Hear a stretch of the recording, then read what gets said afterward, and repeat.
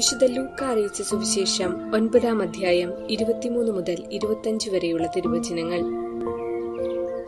അവൻ എല്ലാവരോടുമായി പറഞ്ഞു, ആരെങ്കിലും എന്നെ അനുഗമിക്കാൻ ആഗ്രഹിക്കുന്നെങ്കിൽ അവൻ തന്നെ തന്നെ പരിത്യജിച്ച് അനുദിനം തന്റെ കുരിശുമെടുത്തുകൊണ്ട് എന്നെ അനുഗമിക്കട്ടെ.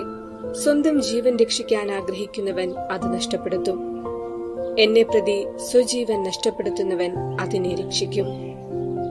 ഓർമ്മിക്കുക, തിരുസഭ ഇന്ന് വിശുദ്ധ മാക്സിമിലിയൻ കോൾബയുടെ ഓർമ്മ തിരുനാൾ അനുസ്മരിക്കുന്നു. 1894 ജനുവരി മാസം 17-ാം തീയതി പോളണ്ടിൽ ജനിച്ചു. കോൾബയ്ക്ക് 12 വയസ്സുള്ളപ്പോൾ ദൈവമാതാവിന്റെ ദർശനമുണ്ടായി. വെളുത്തതും ചുവന്നതുമായ 2 കിരീടങ്ങൾ കാണിച്ചുകൊണ്ട് ഏതാണ് തെരഞ്ഞെടുക്കുന്നതെന്ന് മാതാവ് കോൾബയോട് ചോദിച്ചു. വെളുത്ത കിരീടം അദ്ദേഹം ശുദ്ധത കാത്തു സൂക്ഷിക്കണമെന്നതിനെയും ചുവന്ന കിരീടം രക്തസാക്ഷിത്വം വരിക്കണമെന്നതിനെയും സൂചിപ്പിച്ചു. കോൾബെ 2 കിരീടങ്ങളും സ്വീകരിച്ചു. കോൾബെ ഫ്രാൻസിസ്കൻ കോൺവെന്റ്വൽ സമൂഹത്തിൽ ചേർന്നു. 1918 റോമിൽ വെച്ച് വൈദിക പട്ടം സ്വീകരിച്ചു. അമലോത്ഭവ മാതാവിനോടുള്ള അദ്ദേഹത്തിന്റെ സ്നേഹത്താൽ മരിയൻ സേന എന്ന സംഘടന സ്ഥാപിച്ചു. അത് മറ്റു പല രാജ്യങ്ങളിലേക്കും വ്യാപിപ്പിക്കുകയും ചെയ്തു. പോളണ്ടിലേക്ക് പോകും വഴി 1932 ജൂൺ മാസത്തിൽ അദ്ദേഹം എറണാകുളത്തും ആലുവായിലും എത്തുകയും താമസിയാതെ മടങ്ങുകയും ചെയ്തു. പോളണ്ടിൽ തിരിച്ചെത്തിയ അദ്ദേഹത്തെ 2-ാം ലോക മഹായുദ്ധകാലത്ത് നാസി പടയാളികൾ പിടികൂടുകയും ഔഷ്വിറ്റ്സ് എന്ന തടങ്കൽ പാളയത്തിൽ അടയ്ക്കുകയും ചെയ്തു.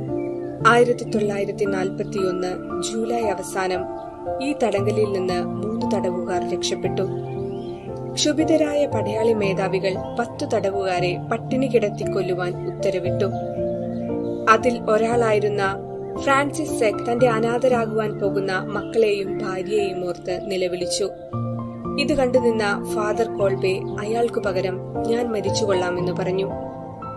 മരണം കാത്തുകഴിയുമ്പോൾ ഫാദർ കോൾബെ മറ്റു തടവുകാരോടൊപ്പം പരിശുദ്ധ അമ്മയോട് പ്രാർത്ഥിച്ചുകൊണ്ടിരുന്നു.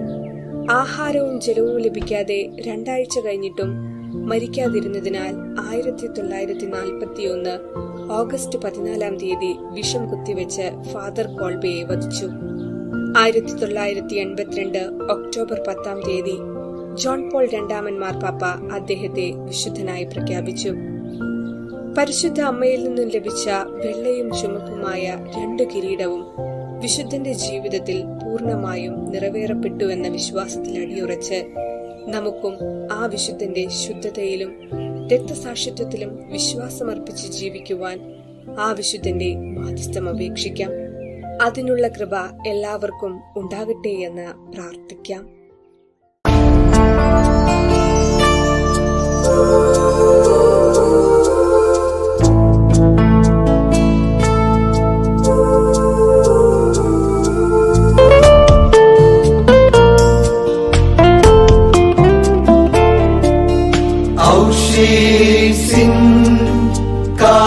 കാരാഗൃഹത്തിൽ അമലോത്ഭവതൻ സേനാനി ഔഷീസിൻ കാരാഗൃഹത്തിൽ അമലോത്ഭവതൻ സേനാനി അസീസിതൻ സുതൻ കോൾബേ അർപ്പണം ചെയ്തു, സ്വജീവിത സമർപ്പണം ചെയ്തു. ഔഷീസിൻ കാരാഗൃഹത്തിൽ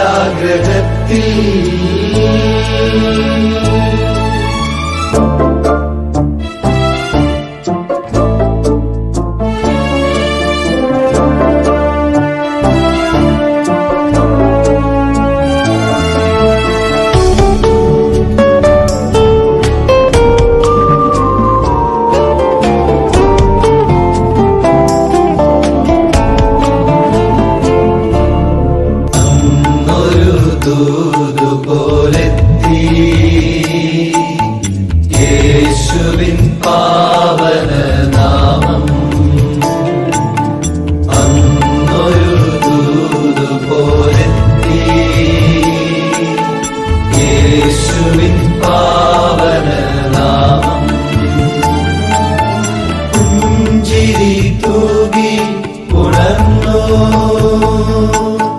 കോൾവേ മരണത്തെ പുൽകി, കോൾവേ മരണത്തെ പുൽകി.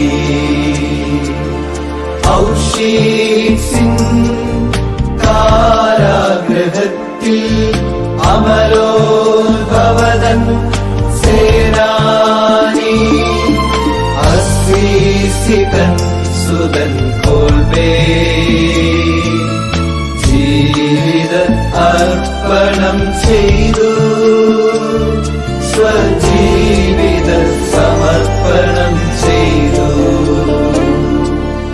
ഔഷീസിൻ കാരാഗൃഹത്തിൽ